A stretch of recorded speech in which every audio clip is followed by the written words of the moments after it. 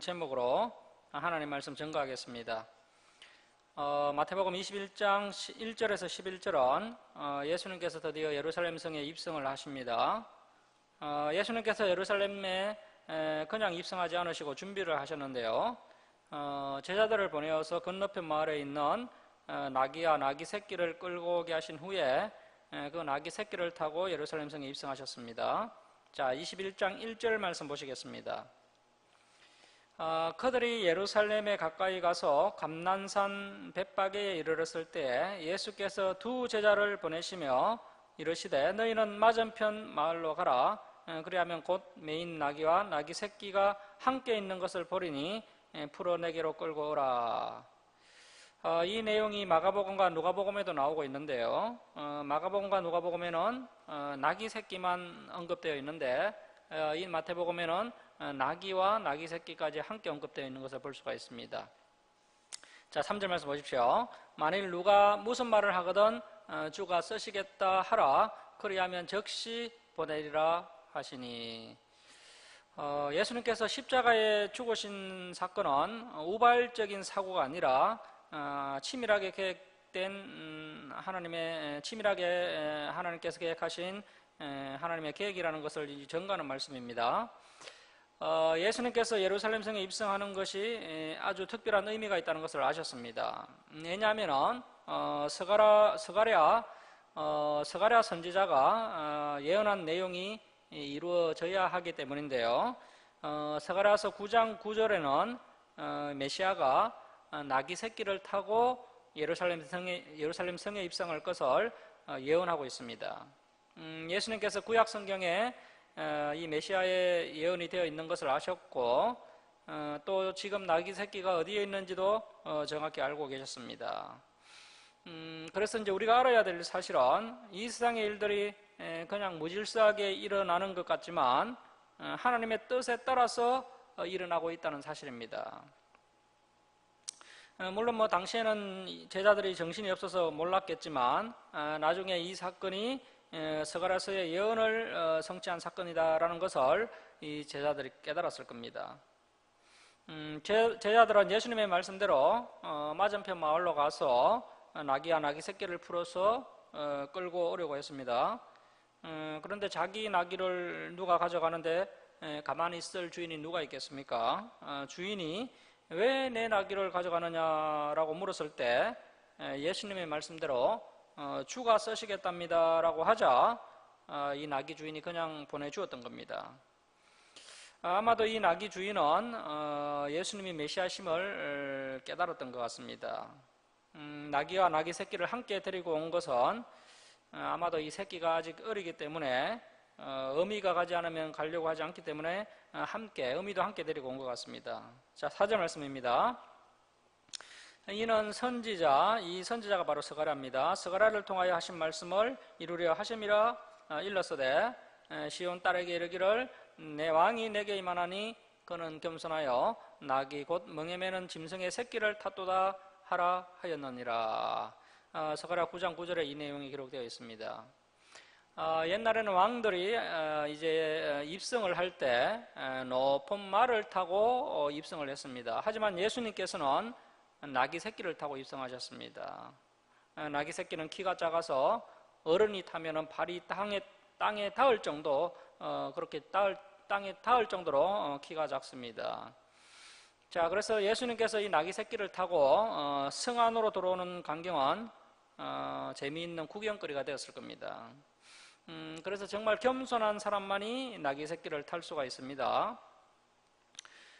우리나라의 그 문재인 대통령이 당선되어서 이제 취임식을 할 때 에쿠스 방탄차를 탔었는데요. 그 정도는 타야 권위를 느낄 수 있죠. 그 정도 타야 권위가 느껴지는 것이 바로 세상의 이치입니다. 심지어 요즘은 대형교회 목사님들도 에쿠스를 타고 다니는 경우도 많고요. 또 강남의 어떤 대형교회는 성도가 이제 예제차를 담임 목사님에게 선물로 줘서 예제차를 타고 다니는 경우도 있습니다. 하지만 이 교회의 지도자의 권세는 세상 것과는 달라야 됩니다. 우리 마태복음 20장 28절 다시 한번 보시면 어떻게 주님께서 말씀하고 계십니까? 마태복음 20장 28절 한번 보시면요. 인자가 온 것은 섬김을 받으려 함이 아니라 도리어 섬기려 하고 자기 목숨을 많은 사람의 대속물로 주려 함이니라. 오늘날 교회와 지도자들이 예수님의 모습을 본받아야 하는데 안타깝게도 그렇게 하지 못하는 것 같습니다. 자, 여러분, 만약에 대통령이 티코나 마티즈를 타고 입성하면 아마도 세계적인 빅뉴스가 됐을 겁니다. 프란치스코 교황이 우리나라에 방문했을 때 탔던 차가 기아 자동차의 소울인데요. 소울이 1600cc 소형차였는데 교황이 이제 대형차를 타지 않고 이 소형차 소울을 탄 것 때문에 세계적인 뉴스거리가 되었습니다. 예수님은 오늘날로 말하면 경차를 타고 예루살렘에 입성한 겁니다. 예수님께서 겸손하셔서 나귀 새끼를 타셨다고 이렇게 말씀하시는데, 이 겸손이라는 히브리어가 아니라는 히브리어를 쓰고 있습니다. 이 아니는 겸손이라는 뜻도 있지만 가난이라는 뜻도 있습니다. 그래서 가난한 것과 겸손한 것이 함께 갑니다. 예수님께서 가난하셔서 나귀 새끼를 타고 예루살렘 성에 입성하신 겁니다. 자, 6절 말씀 보십시오. 제자들이 가서 예수께서 명하신 대로 하여 나귀와 나귀 새끼를 끌고 와서 자기들의 겉옷을 그 위에 얹음에 예수께서 그 위에 타시니 무리의 대다수는 그들의 겉옷을 길에 펴고 다른 이들은 나뭇가지를 베어 길에 펴고 앞에서 가고 뒤에서 따르는 무리가 소리 높여 이르되 호산나 다윗의 자손이여 찬송하리로다 주의 이름으로 오시는 이여 가장 높은 곳에서 호산나 하더라. 이 호산나라는 말은 구원하소서라는 뜻입니다. 그리고 이 다윗의 자손은 메시아의 대명사라고 말씀을 드렸죠. 그래서 이 호산나 다윗의 자손이여를 좀 의역을 하면요, 메시아 만세, 그런 뜻이죠. 메시아여 우리를 구원하소서, 메시아 만세, 이런 뜻입니다. 그런데 이 군중들의 고백이 진실한 고백은 아니었다는 겁니다. 나중에 이제 군중들의 입장이 달라집니다. 이 대부분의 이제 군중들은 예수님이 어떤 분인지를 명확히 알지 못했고, 로마의 압제로부터 이스라엘을 해방시켜 줄 정치적 메시아를 기대하고 있었습니다. 자, 10절 말씀 보십시오. 예수께서 예루살렘에 들어가시니 온 성이 소동하여 이르되 이는 누구냐 하거늘, 당시에 수많은 사람들이 예수님을 환영했습니다. 예수님을 환영했던 사람들은 대체로 가난한 사람들, 병자들, 여성들, 어린아이들이었습니다. 자, 그런 사람들이 예수님을 맞이했습니다. 자, 그런데 이 예수님의 그 모습은 너무 초라했습니다. 적어도 왕이라면 메쿠스 정도는 타고 입성해야 하는데 너무 초라하게도 나귀 새끼를 타고 입성하니까 당시에 그 기득권층 유대 지도자들이 예수님을 메시아로 인정하지 않았습니다. 자, 11절 말씀 보십시오. 무리가 이르되 갈릴리 나사렛에서 나온 선지자 예수라 하니라. 자, 이 사람들이 예수님이 하나님의 아들이심을 전혀 깨닫지 못하고요, 갈릴리 나사렛에서 나온 선지자 정도로 생각하고 있습니다. 당시 나사렛은 정말 멸시받는 장소였습니다. 갈릴리 나사렛은 이스라엘 사회에서 이방인 취급을 받을 만큼 아주 천대받는 장소였습니다. 자, 이 시골 마을 갈릴리 나사렛에서 나온 선지자 예수라는 표현은 예수님을 무시하는 그런 표현이라 할 수 있습니다. 자, 그런데 놀라운 것은요, 예수님 자체가 은학 존귀하시고 보배로우신 분이기 때문에 이 나사렛이라는 보잘것없는 지역도 이 예수님 때문에 아름다운 지역으로 바뀌어졌다는 겁니다. 그리고 십자가도 마찬가지죠. 십자가는 당시 가장 끔찍한 사형 도구였는데 그 십자가가 구원의 길을 의미하는 아름다운 상징물이 된 것을 볼 수 있습니다. 그리고 이제 갈보리라는 말도 마찬가지죠. 이 갈보리가 해골이라는 뜻인데요. 그래서 이제 갈보리 교회라는 이름을 쓰는 교회도 많은데 이 갈보리가 얼마나 흉측한 이름입니까? 그런데 이 갈보리도 예수님 때문에 아름다운 말이 된 것을 볼 수가 있습니다. 자, 그래서 무엇이든지 예수님께서 함께 하시면 험악하고 흉측한 것도 아름답게 변화되는 것을 볼 수가 있습니다. 자, 이제 12절부터 17절까지는 성전 정화에 관한 이야기가 나오는데요. 예수님께서 예루살렘 성에 입성하자마자 가장 먼저 성전에 가셨습니다. 자, 12절 말씀입니다. 예수께서 성전에 들어가사 성전 안에서 매매하는 모든 사람들을 내쫓으시며 돈 바꾸는 사람들의 상과 비둘기 파는 사람들의 의자를 둘러 엎으시고, 예수님처럼 인격적이신 분이 화를 내시면서 상과 의자를 둘러 엎으시는 경우가 지금까지는 없어졌습니다. 이 바리새인들에게 독사의 자식들아 이렇게 말씀하신 이후에 이렇게 진노하신 적이 없었습니다. 자, 여기서 이 돈 바꾸는 사람들은 한전상들인데요, 당시에는 로마 화폐가 통용되고 있었습니다. 이 로마 화폐에는 황제의 형상이 새겨져 있기 때문에 성전세를 성전에 바칠 때는 로마 화폐를 유대 화폐로 교환해서 성전세를 바쳐야 했습니다. 자, 그런데 사실 그것은 뭐 명분일 뿐이고요. 단지 명분일 뿐이고, 이 로마 화폐를 유대 화폐로 환전해 줄 때 이 종교 지도자들이 한전 수수료를 챙겼습니다. 그리고 이제 비둘기는 당시 가난한 사람들이 하나님께 바치는 제물인데요, 부자들은 소를 바치고 중산층은 양이나 염소를 바칩니다. 그리고 가장 가난한 사람들이 이 비둘기를 바치는데, 이 비둘기를 파는 자들, 매매하는 자들이 이 비둘기 가격을 시세보다 비싸게 팔았습니다.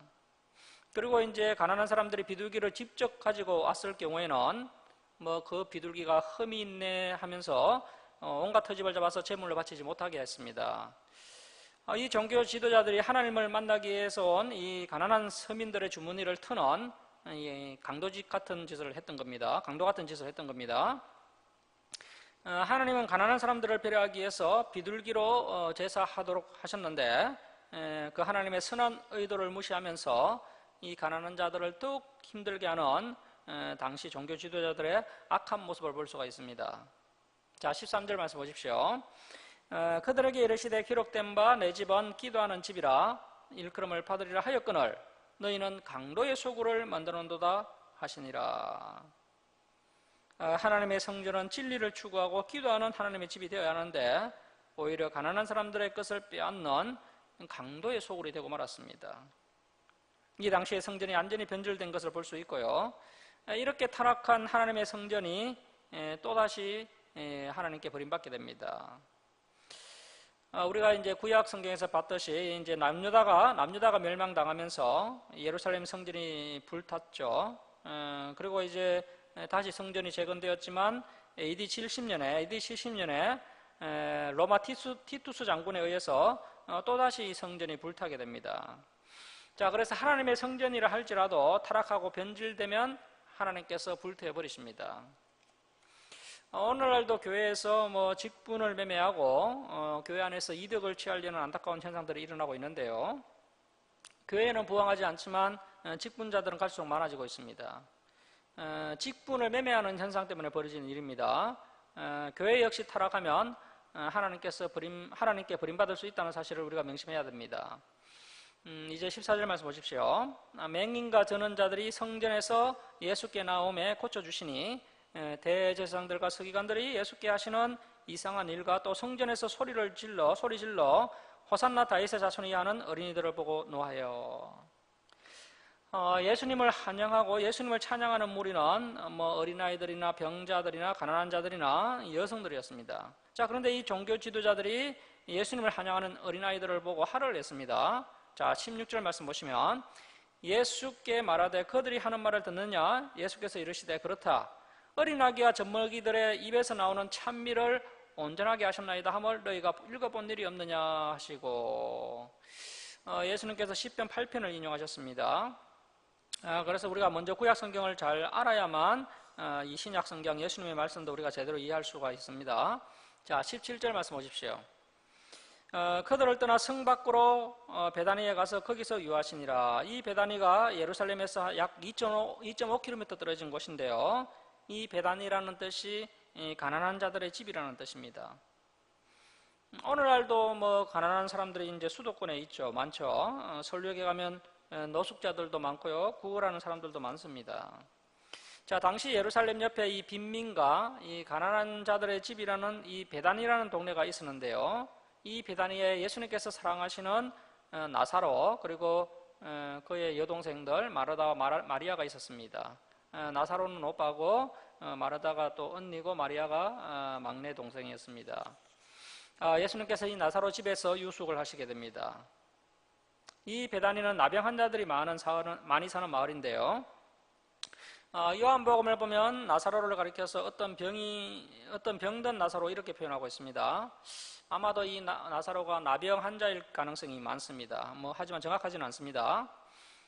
예수님께서 베다니에 사는 이 나병 환자, 이 병자 나사로와 어떻게 이제 친분이 쌓였는지는 알 수가 없습니다. 예수님께서 유대 절기를 지키시기 위해서 1년에 최소 3차례 정도 예루살렘에 왔다 가셨는데요. 예수님은 가난하시기 때문에 예루살렘 성 안에 있는 여관에는 머물지 못하시고 예루살렘에서 2.5km 떨어진 곳에서 주무시다가 이 나사로와 친분이 쌓이게 된 것 같습니다.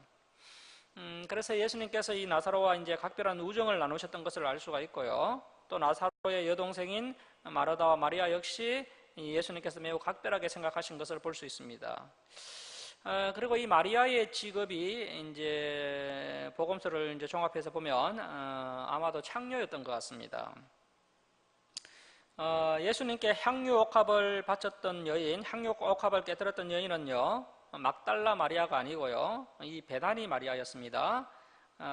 이 나사로의 여동생이 바로 베다니 마리아인데요. 이 베다니 마리아가 향유 옥합을 예수님께 깨뜨려 드렸고 또 나사로의 막내 여동생이었던 것이죠. 그리고 이 마리아의 직업이 창녀였고 언니 마르다는 오빠 나사로가 병자이기 때문에 병수발을 했던 것 같습니다. 그래서 아마도 이 집안의 이 가정의 이제 생계를 이 마리아가 책임을 졌던 것 같습니다. 그래서 참 불쌍하고 가난하고 어려운 가정이었지만 예수님의 특별한 사랑을 받았던 그런 가정입니다.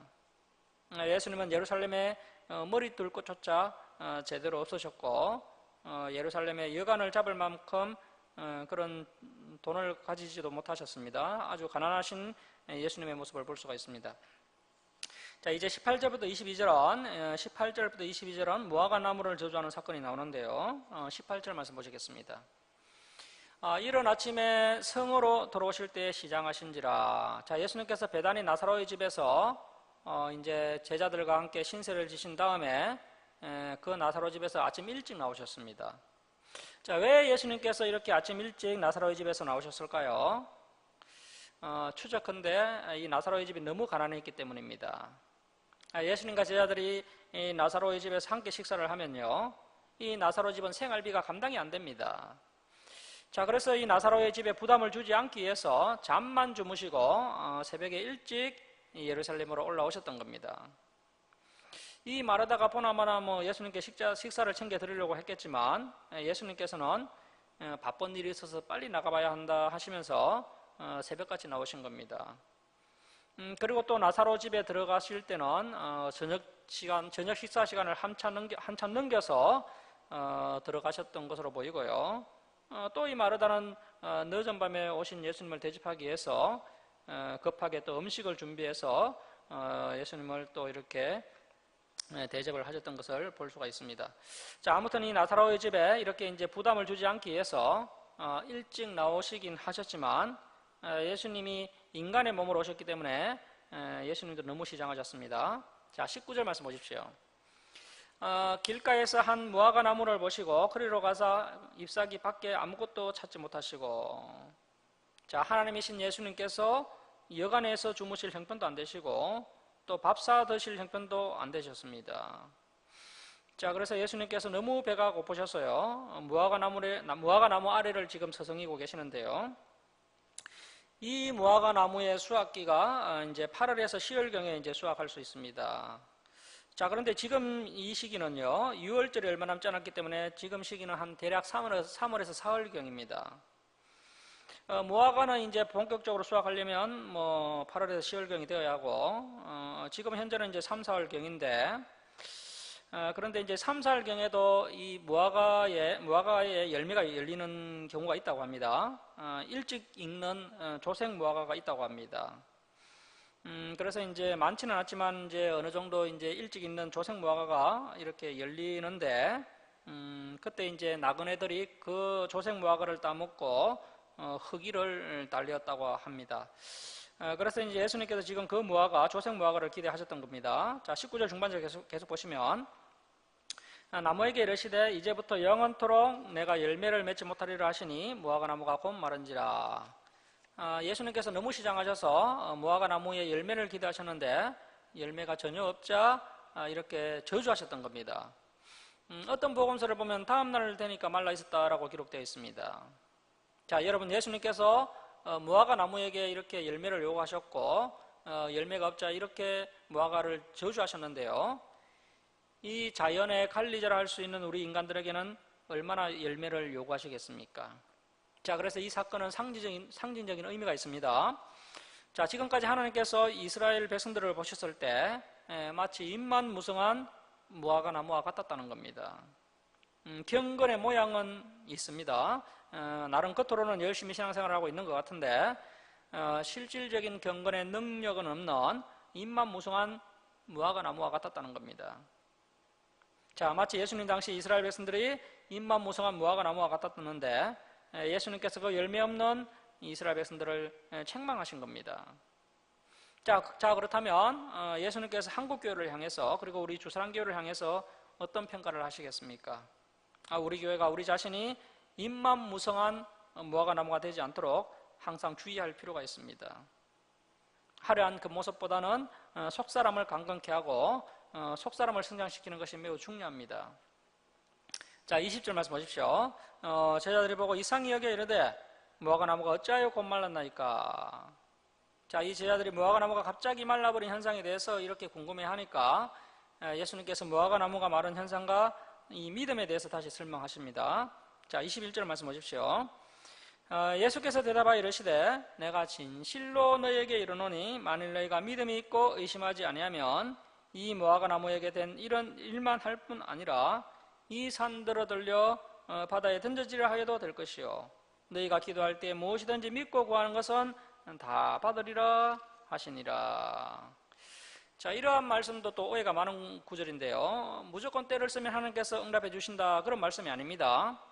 이러한 능력 있는 믿음이 되기 위해서는 먼저 전제가 있습니다. 잎만 무성한 무화과 나무가 되어서는 안 된다는 겁니다. 열매 맺는 성도들이 될 때 우리의 기도가 응답된다는 겁니다. 그래서 이제 내 욕심을 이루기 위해서 드리는 그런 기도는 이루어지지 않습니다. 응답되지 않습니다. 우리가 하나님의 뜻에 합한 기도를 드릴 때 그리고 또 우리의 믿음이 열매 맺는 그런 백성들이 되어서 하나님께 이러한 하나님의 뜻에 합한 기도를 드릴 때 이러한 놀라운 기적이 일어나게 되는 것입니다. 자, 이제 23절부터 32절까지는 이제 건의 논쟁에 관한 말씀이 나오는데요. 자, 23절 말씀 보십시오. 예수께서 성전에 들어가 가르치실새 대제사장들과 백성의 장로들이 나와 이르되 네가 무슨 건의로 이런 일을 하느냐 또 누가 이 건의를 주었느냐. 당시 종교 지도자들인 이 대제사장들과 장로들이 악한 의도를 가지고 예수님께 질문을 하고 있습니다. 이때 이제 예수님이 어떤 대답을 하시더라도요 불리할 수밖에 없습니다. 이때 예수님께서 내 건의는 하나님께서 주신 것이다 이렇게 말씀하시면 바로 신성모독죄에 걸리게 됩니다. 그렇게 되면 또 사형을 당하게 되는 것이죠. 그리고 예수님께서 자신의 건의를 적절하게 설명하지 못하면요 지금 현재 예수님의 말씀을 듣고 있던 백성들이 실망을 해서 예수님을 떠나게 됩니다. 그래서 예수님께 지금 매우 불리한 그런 질문이 되겠습니다. 자, 그런데 예수님께서 어떻게 말씀하시느냐 하면 자, 24절 보십시오. 예수께서 대답하시되 나도 한 말을 너희에게 물으리니 너희가 대답하면 나도 무슨 건의로 이런 일을 하는지 이르리라. 자, 예수님께서 이 지도자들의 이 악한 의도를 아시고 이제 반대로 이 지도자들에게 난처한 질문을 던지셔서 이 길을 피해 가십니다. 자, 25절 말씀 보십시오. 요한의 세례가 어디로부터 왔느냐 하늘로부터냐 사람으로부터냐 그들이 서로 의논하여 이르되 만일 하늘로부터라 하면 어찌하여 그 세례 요한을 믿지 아니하였느냐 할 것이요 만일 사람으로부터라 하면 모든 사람이 요한을 선지자로 여기니 백성이 무섭다 하여 예수께 대답하여 이르되 우리가 알지 못하노라 하니 예수께서 이르시되 나도 무슨 건의로 이런 일을 하는지 너희에게 이르지 아니하리라. 자, 이렇게 예수님께서 놀라운 지혜로 그들의 악한 질문을 무력하게 하십니다. 이제 예수님께서 반대로 이 악한 지도자들에게 질문을 하셔서 이제 역공을 하시는데요. 자, 28절 말씀 보십시오. 그러나 너희 생각에는 어떠하냐? 어떤 사람에게 두 아들이 있는데 맏아들에게 가서 이르되 예 오늘 포도원에 가서 일하라 하니. 이 맏아들이 이제 당시 유대 지도자들을 비유한 겁니다. 예수님께 악한 질문을 던지고 있는 이 대제사장 장로들 그리고 바리새인들 서기관 이 사두개인들 같은 지도자들입니다.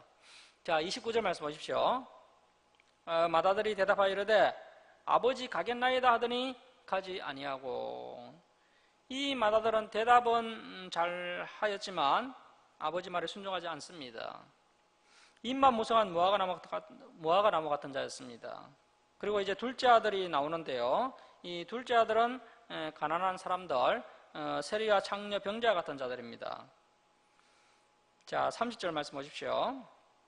둘째 아들에게 가서 또 그와 같이 말하니 대답하여 이르되 실소이다 하였다가 그 후에 뉘우치고 갔으니. 자, 둘째 아들은 나중에 뉘우치고 아버지의 말씀에 순종을 했습니다. 자, 그래서 비록 죄인이었지만 회개하고 돌이키는 것이 정말 중요합니다. 자, 31절 말씀 보십시오. 그들 중에 누가 아버지의 뜻대로 하였느냐? 이르되 둘째 아들이니이다. 예수께서 그들에게 이르시되 내가 진실로 너희에게 이르노니 세리들과 창녀들이 너희보다 먼저 하나님의 나라에 들어가리라. 자, 왜 예수님께서 당시 종교 지도자들에게 이런 말씀을 하시느냐 하면 32절에 그 이유가 나와 있습니다. 자, 32절 말씀 보십시오. 요한이 의의 도로 너희에게 왔거늘 너희는 그를 믿지 아니하였으되 세리와 창녀는 믿었으며 너희는 이것을 보고도 예수님을 보고도 끝내 뉘우쳐 믿지 아니하였도다. 자, 이 말씀은 오늘 우리에게도 동일하게 적용되는 말씀입니다. 사람들은 겉모습을 보고 판단하지만 하나님께서는 중심을 보고 판단하신다는 겁니다. 자, 그래서 죄의 속성이 여전히 남아있는 우리가 하나님의 말씀에 순종하기가 싫지만 그래도 하나님의 말씀이기 때문에 우리가 몸부림치면서 하나님의 말씀에 순종할 때 하나님께서 그 사람을 귀하게 여기십니다. 하나님의 말씀을 듣고 입으로는 아멘 하면서 행동으로 실천하지 않으면 아무런 소용이 없습니다. 자, 그래서 다시 한번 우리가 반드시 이 구체적인 회개와 돌이킴과 실천이 있어야 한다는 겁니다. 반드시 구체적으로 열매 맺는 모습이 있어야 한다는 겁니다. 자, 이제 33절에서 46절은 악한 농부 비유가 나오는데요.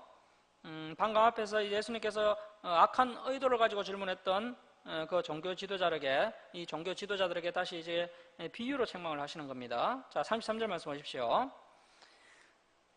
다른 한 비유를 들으라. 한 집 주인이 포도원을 만들어 산 울타리로 두르고 거기에 접지 않은 틀을 만들고 망대를 짓고 농부들에게 새로 주고 타국에 갔더니 열매 거둘 때가 가까움에 그 열매를 받으려고 자기 종들을 농부들에게 보내니 농부들이 종들을 잡아 하나는 심히 때리고 하나는 죽이고 하나는 돌로 쳤거늘. 그래서 이 구약 성경을 보면요, 수많은 하나님의 종들, 수많은 선지자들이 이렇게 배척을 당하고 죽임을 당했습니다. 자, 36절 말씀 보십시오. 다시 다른 종들을 처음보다 많이 보내니.